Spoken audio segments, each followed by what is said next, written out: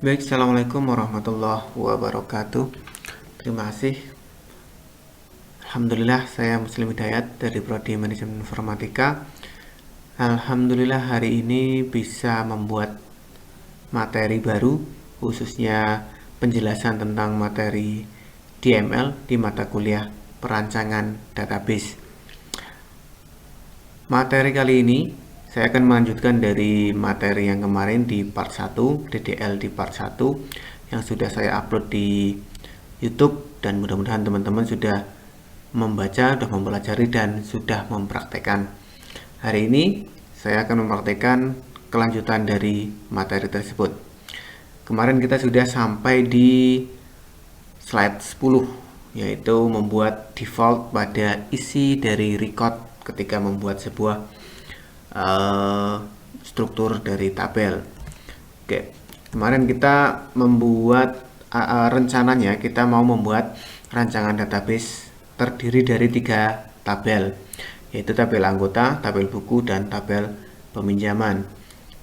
Konsepnya di sini ada tabel anggota yang berelasi dengan tabel peminjaman. Kemudian tabel buku juga berelasi dengan tabel peminjaman. Di tabel master, yaitu tabel anggota dan tabel buku, ada satu di tabel anggota yaitu ID anggota, tipenya varchar menjadi primary key.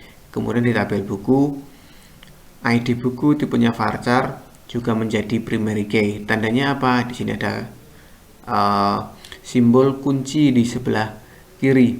Nah, primary key di tabel anggota dan primary key di tabel buku akan menjadi kunci tamu atau foreign key pada tabel peminjaman, yaitu di ID anggota dan ID buku. Konsep dari database ini, jadi nanti ketika di tabel peminjaman nanti bisa diketahui nomor peminjaman sekian, yang meminjam itu siapa, yang dipinjam itu buku apa. Nah, di sini hanya dicantumkan foreign key-nya. Seperti itu. Oke, kemarin kita sudah membuat satu tabel, yaitu tabel anggota, yang di situ belum ada primary key-nya. Nah, hari ini kita akan membuat sebuah primary key, kemudian membuat foreign key pada tabel peminjaman. Oke, saya lanjut di slide ke 11. Seperti ini ya. Oke, kalau kita lihat di tabel yang sudah jadi, bisa kita lihat dengan ini ya, kita menjalankan, jangan lupa jalankan SEM-nya dulu. Ini Apache dan MySQL kita start. Nah, kita tutup. Kita buka di browser. Saya pakai Chrome. Ketik localhost php myadmin. Oke, kemudian di samping kiri kemarin saya sudah buat database namanya perpustakaan. Oke, perpustakaan diklik. Klik. Nah, di sini sudah ada tabel anggota. Tabel anggota saya klik. Lihat strukturnya. Nah, di sini sudah ada ID anggota, nama, alamat, dan nomor telepon. ID anggota. Nah, ini belum ada primary key-nya. Oke. Sekarang kita buat primary key. Caranya bagaimana? Nah, kita lihat di slide. Nah, di nomor 12, mendefinisikan sebuah primary key. Nah, ini drop tabel ya. Oke, ini cara yang pertama. Jadi kita sebelum membuat tabel, langsung kita ini ya, cara yang pertama, create tabel anggota, ID anggota. Nah, ini ID anggota, kemudian belakangnya, di belakang not null itu ada primary key. Langsung ya. Ini kalau kita membuat tabel dari awal. Karena kita sudah buat, berarti kita mengubah. Nah, mengubah ya, ini cara pertama. Ya, kalau nanti teman-teman mau buat database tabel yang dari baru, dari awal, mending langsung sekalian pakai ini, cara yang di slide 12. Ini enggak, yang drop table ini enggak drop table karena saya sudah buat ya, nanti pakai drop table. Nah, kalau yang belum, langsung ini ya, langsung create table anggota sampai sekian. Nah, ini nanti primary key-nya sudah ditentukan, yaitu di kolom atau di field ID anggota ini menjadi primary key. Cara yang kedua adalah create table. Nah, ini di sebelah ID anggota tidak ada primary key-nya, tetapi di bawah. Nah, di bawah sebelum tutup kurung ini ada ditentukan primary key yaitu ID anggota. Kalau tadi kan di sini. Kalau di slide sebelumnya itu di sini, di sebelah kanannya. Kalau di yang ini, cara yang kedua adalah di sini. Gitu ya. Nah, jadi ngetiknya mulai dari sini. Nah, yang saya blok ini. Kemudian cara yang ketiga. Nah, cara yang ketiga adalah karena saya sudah membuat tabel anggota dan belum menentukan primary key, maka saya pakai alter table. Alter itu mengubah struktur tabel. Nah, mengubah struktur tabel itu banyak sekali. Bisa menambah kolom, misalkan ini baru 4, 1, 2, 3, 4. Ini mau ditambah misalkan alamat email, kemudian golongan darah, agama, dan sebagainya itu nanti pakai alter tabel. Alter itu mengubah struktur tabel. Atau mengubah ini, nama yang tadinya varchar 50 menjadi 100 misalkan. Nah, seperti itu nanti pakainya alter tabel. Nah, di sini alter tabel anggota, berarti mengubah struktur tabel anggota. Apa mengubahnya apa? Menambah add. Nah, add teman itu ya, add friend. Nah, kalau di sini add primary key yaitu kolom ID anggota. Oke, saya praktekkan. Struktur. Kemudian di sini ya, SQL. Berarti di sini ada alter table anggota. Mengubahnya apa? Add primary key di spasi ya. Yang dijadikan primary key apa?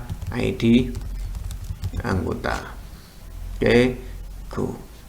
Oke, sukses ya. Tandanya sukses seperti ini. Hijau. Di sini hijau. Kita lihat strukturnya. Nah, ini ID anggota sudah menjadi primary key. Nah, ini sudah tidak bisa dibuat primary key lagi. Ini tandanya sudah jadi perak. Kali ini kan mas. Oke, itu cara yang ketiga. Jadi nanti tadi sudah ada 3 cara ya. Yang slide 12, slide 13, slide 14 ini alter table.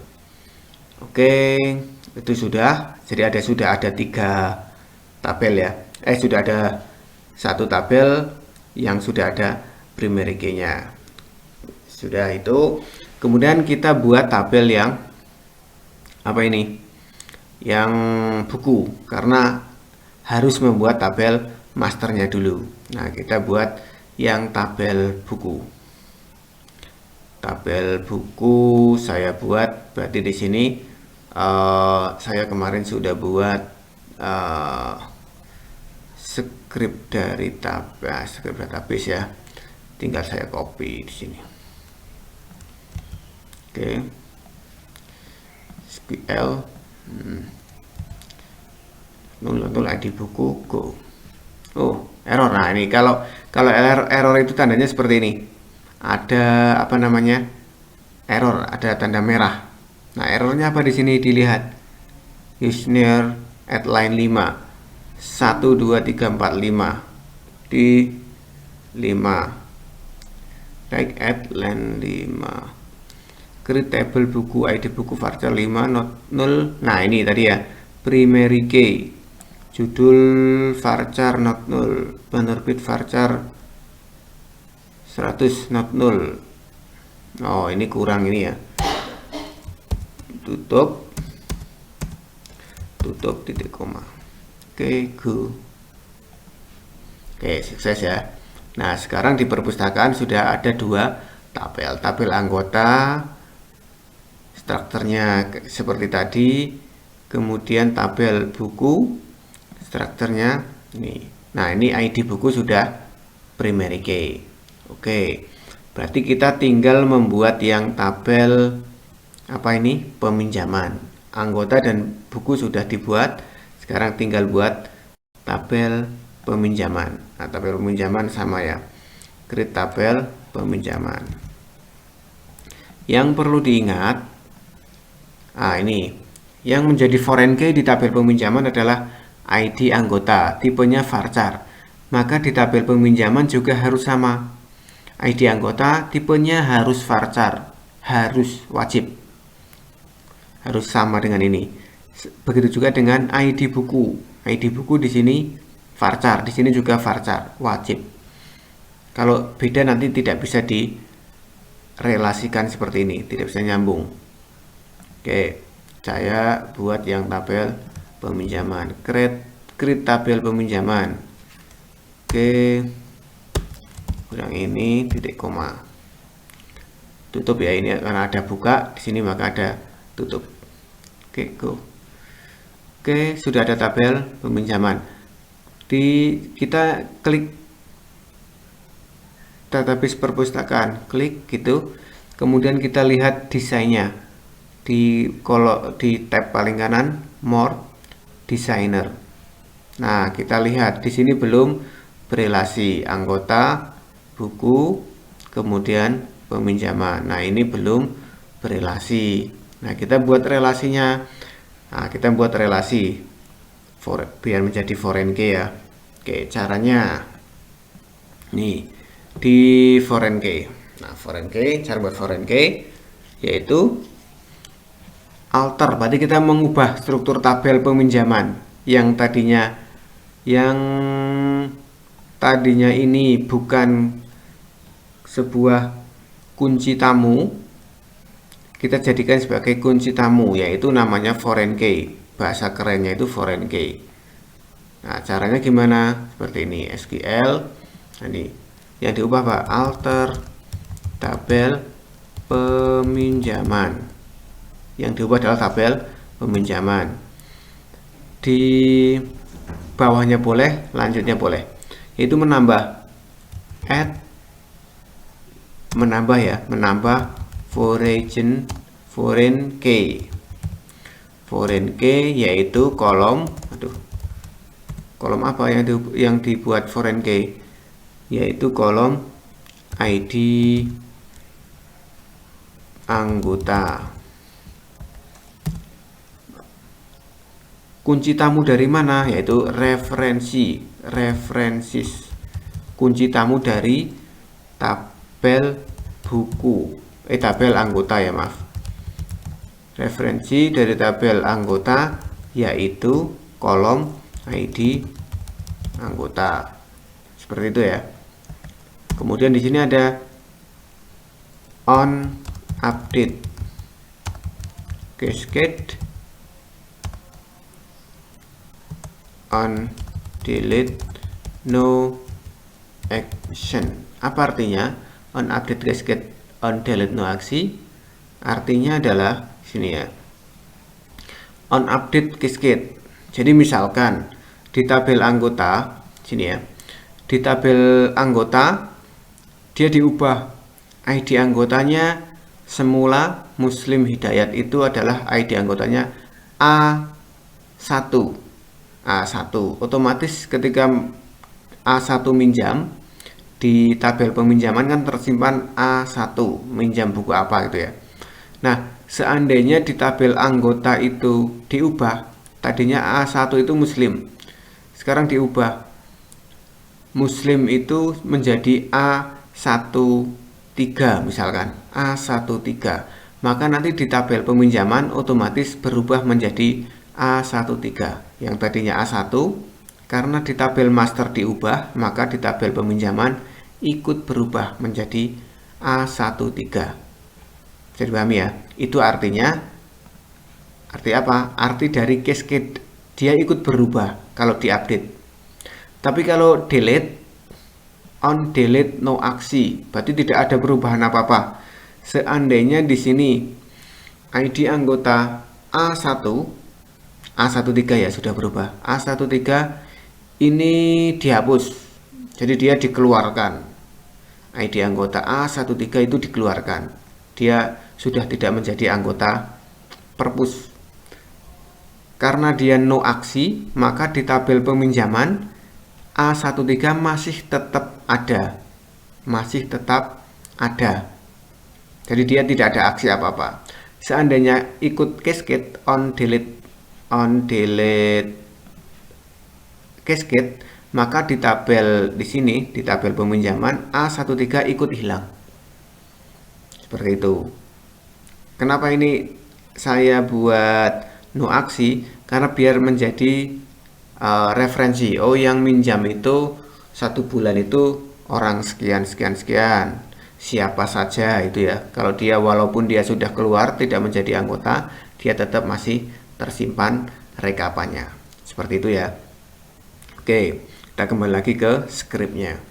On delete cascade, on update cascade, on delete no aksi. Oke, go. Hore error. Cat add cannot foreign key constraint. Oh, ini ada yang tidak bisa.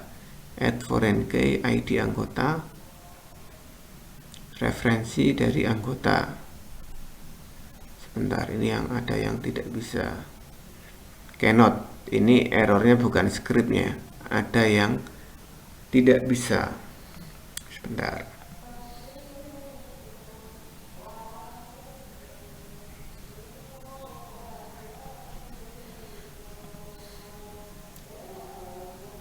ID anggota.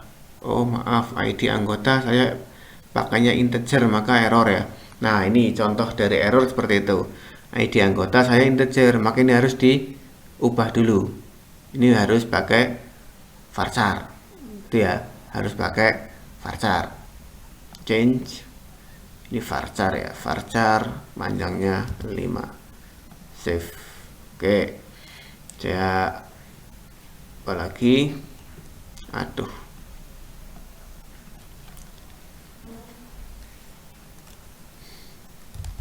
Alter tabel peminjaman. Add foreign key, yaitu kolom ID anggota. Referensi dari tabel anggota, yaitu kolom ID anggota. On delete no aksi, no action. Ini boleh ditukar-tukar ya. On update dulu boleh, on delete boleh. On update cascade. Oke, go. Nah ini sudah jadi. Oke, ini error sukses. Kita lihat di desainnya. Klik database-nya dulu, perpustakaan, more designer. Ah, ini sudah ada garisnya. Ini bisa digeser-geser ya. Nah, anggota. Tung. Nah, ini sudah sukses. Seperti itu. Anggota peminjaman. Nah, ini nanti yang tabel buku, yang kolom ID buku di tabel peminjaman silahkan dibuat relasi dengan tabel buku. Seperti itu ya. Oke, ini jadi sudah kelihatan desainnya. Kalau tadi ini yang tabel buku kan belum ada garisnya. Oke, itu sudah jadi tabelnya ya. Database tabelnya, alter tabel anggota, add pekerjaan. Ini misalkan menambah kolom. Oke, saya mau mencontohkan untuk menambah kolom, mengubah struktur dari tabel. Di tabel anggota misalkan ya, tabel anggota yang tadinya hanya ID anggota, nama, alamat, telepon. Saya akan mengubah menjadi ada pekerjaannya. Pekerjaannya di mana? Di kolom terakhir. Berarti ada alter tabel anggota, add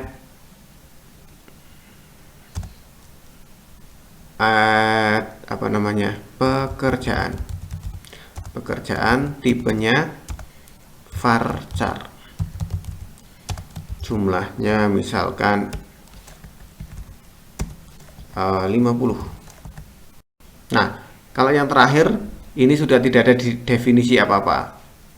Kalau saya contohkan, misalkan yang pertama dia pekerjaan kok diletakkan di kolom pertama? Itu berarti di sini ada first gitu ya, pertama. Seperti itu.